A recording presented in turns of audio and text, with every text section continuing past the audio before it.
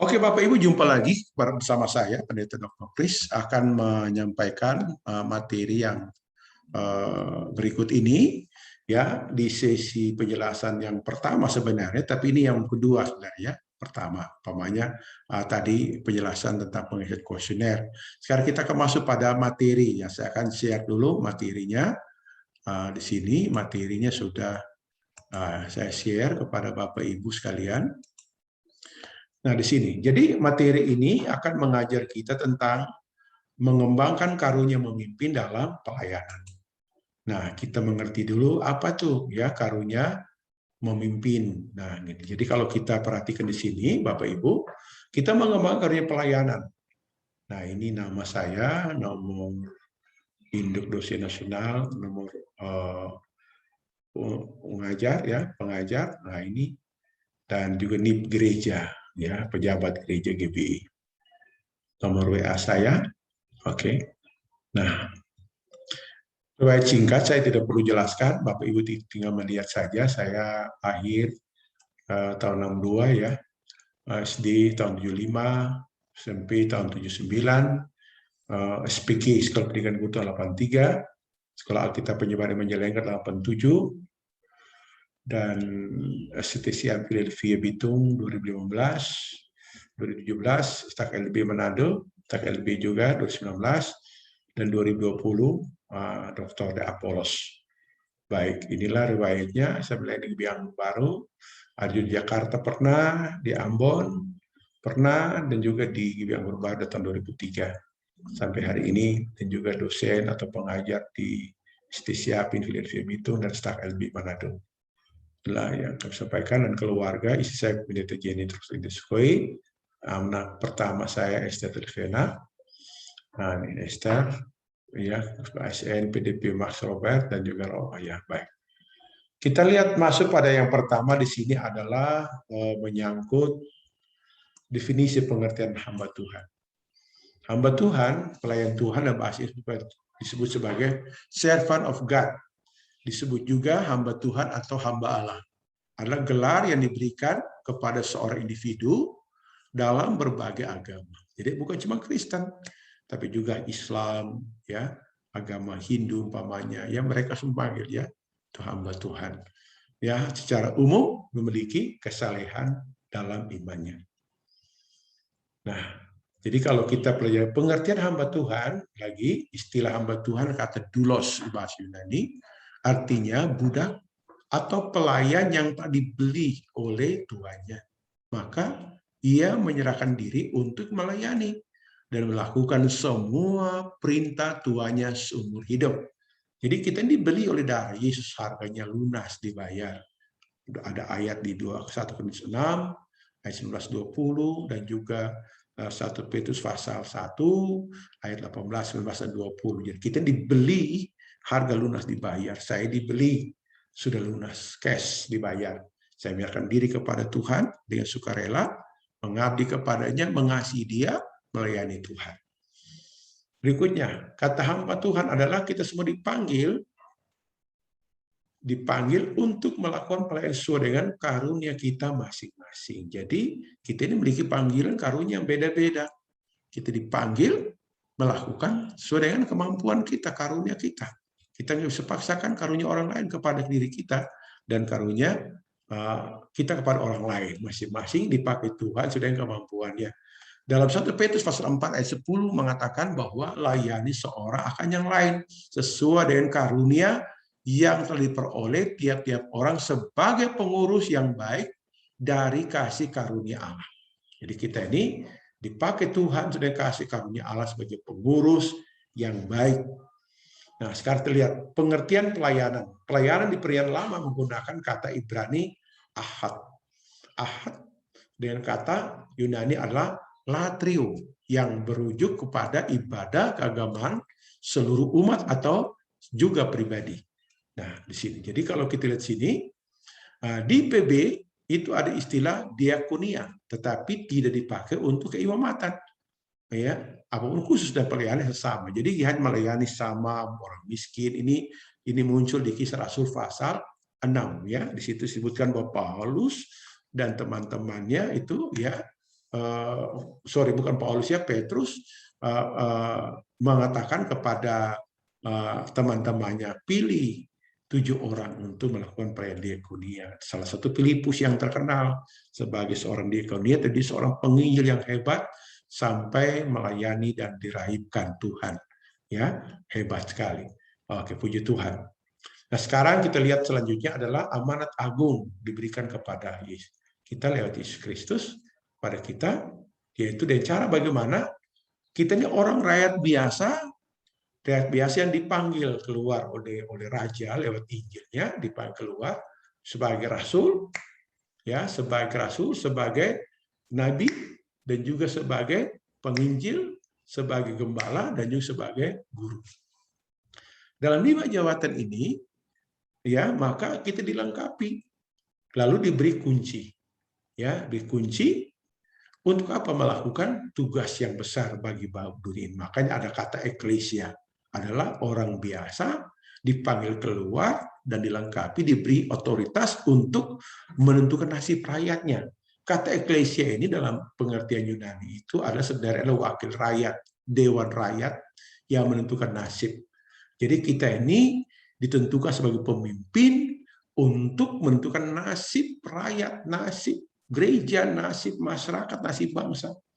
Jadi bukan hanya kita untuk diri sendiri. Nah, seperti itu. Jadi Bapak Ibu kasih Tuhan, maka tugas kita itu apa? Disebutkan bahwa kita pergi menjadikan semua bangsa murid Kristus. Jadikan semua bangsa murid. Ya. Jadi tugas kita, Saudara, ya.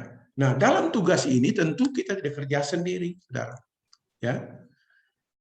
Apa yang kita kerjakan? Ya, Saudara lihat di bawah ini saya jelaskan. Nah, dari ayat tadi, raja memanggil 5 jawatan, betul, untuk memperlengkapi, Efesus 4 ayat 11-16, untuk memperlengkapi orang-orang kudus. Nah, gitu. Siapa orang kudus? Orang yang kita layani keluar dari dosa waktu mereka awal bertobat. Itu digolongkan sebagai orang kudus. Ya, jadi saya bertobat tahun 80. Saya digolong sebagai orang kudus, dilengkapi tahun 80. Saya tinggal di pastori gereja. Saya mau jadi hamba Tuhan, ya, dilengkapi oleh pendeta, dilengkapi di sekolah Alkitab, dilengkapi oleh gereja, ya, mau ikut kursus, ikut song, ikut seminar, dan segalanya, ya, dilengkapi. Lalu, ya, supaya kita semua telah mencapai apa? Mencapai pertama kesatuan iman, ya. Jadi kesatuan iman kepada siapa? Kepada Yesus. Yang kedua adalah pengetahuan yang benar tentang anak Allah. Yang ketiga adalah kedewasaan penuh. Yang keempat, tingkat pertumbuhan yang sesuai dengan kepenuhan Kristus. Yang kelima, sehingga kita bukan lagi anak-anak yang diombang-ambingkan oleh rupa-rupa angin pengajaran, oleh permain palsu manusia dalam kelicikan mereka, ya, yang menyesatkan. Jadi kita ini, Saudara, Bapak Ibu kekasih Tuhan, kita ini harus dijaga, diajari supaya apa? Muncul ajaran aneh-aneh, ya. Ajaran aneh-aneh, pemahaman aneh-aneh, ya, penyesat dari zaman ke zaman, kita tetap pegang teguh kepada kebenaran yang kita diajarkan. Lalu 6, tetapi teguh berpegang pada kebenaran dalam kasih. Artinya bahwa kita walaupun udah tahu banyak, tetapi kita perlu pegang dalam kasih. Artinya kita juga mau diajar, ya. Kita nggak boleh berhenti belajar dan diajar. 7, kita bertumbuh di dalam segala hal ke arah Dia, Kristus yang adalah kepala. Lalu daripada seluruh tubuh yang rapi tersusun. Jadi gereja itu rapi tersusun, organisasi kita rapi tersusun, ya. Air hidup menisi rapi terus, ada ketuanya, ada pembinanya, terus ada mungkin dewan pakar atau apa, ada sekretaris benda, rapi, ada petugas lapangannya, semua rapi tersusun. Nah, seperti itu. Lalu dan diikat menjadi satu pelayanan, semua bagian sesuai dengan kadar pekerjaan masing-masing anggota, menerima pertumbuhan, ya, bagi diri dalam kasih. Inilah tujuan 5 jabatan melengkapi jemaat yang Tuhan berikan. Saya beri contoh yang lain, ini saya tidak tulis ini, tapi masalahnya waktu, tapi saudara bisa temukan saya di dalam perintah atau saran nasihat dari Jitro kepada Musa, ya. Nah, saran itu bagus sekali, saudara. Itu awal Musa dinasihat oleh mertuanya yang baik hati ini di Keluaran. Ya, kalau kita baca Keluaran pasal 18 ya, pasal 18 di ayat 13 sampai ayat yang ke-27, saudara boleh buka ke kitab suci atau iPad, saudara. Ya, disebutkan bahwa waktu Jitro mertua dari Musa mengunjungi Musa dan melihat bahwa bangsa ini mereka antri di depan ya dari pagi sampai petang. Bayangkan saudara kalau konseling ya pagi sampai petang, ini air hidup pamannya ya, Ibu Dike pama konseling ore pagi sampai petang. Capek Bapak Ibu, capek di zaman pandemi seperti ini, nggak boleh imun turun, nggak boleh terlalu capek saudara, kita butuh istirahat. Nah, Yitro menasihati bahwa kamu panggil orang-orang yang disebutkan di sini, kalau kita baca di ayat yang di ayat 19 dan 20, 21 umpamanya disebutkan, sekarang dengarlah perkataan aku, memberi nasihat kepadamu, dan Allahmu akan menyertai engkau, adapun engkau wakilah bangsa ini di hadapan Allah, dan kau hadapkan perkara-perkara pada Allah kepada mereka. Kemudian haruslah engkau mengajarkan kepada mereka ketetapan-ketetapan, keputusan-keputusan, dan memberitahukan kepada mereka jalan harus kau jalani dan pekerjaan harus kau lakukan. Di samping kau cari seluruh bangsa ini orang-orang cakap, takut akan Allah, orang-orang yang dapat dipercaya, yang benci kepada pengajaran suap, tempatkan mereka di antara pemimpin 1000, pemimpin 100, pemimpin 50, dan pemimpin 10. Nah, di sini. Jadi itu sama, jadi prinsipnya sama. Jadi kalau kita ingin kita menjadi pemimpin yang hebat, mari lakukan sesuai dengan perintah Tuhan. Sehingga di sini. Nah, sekarang kita lihat maksudnya kita akan identifikasi hamba-hamba masalah kita. Ya, hambatan organisasi, masalah kepemimpinan, masalah manajemen, masalah keuangan, masalah integritas. Ini kalau dibahas satu-satu poin-poin di seminar itu kuliah saatnya 1 semester, saudara ya. Nah, masalah panggilan, masalah ya apalagi hambatan-hambatan dalam diri, kurang motivasi, kurang pengetahuan, kurang keterampilan, terlalu sibuk ya. Lalu ada masalah hambatan eksternal, tidak dapat direspon yang baik, kurang dihargai, kurang diterima, dan kurang didukung dukungan.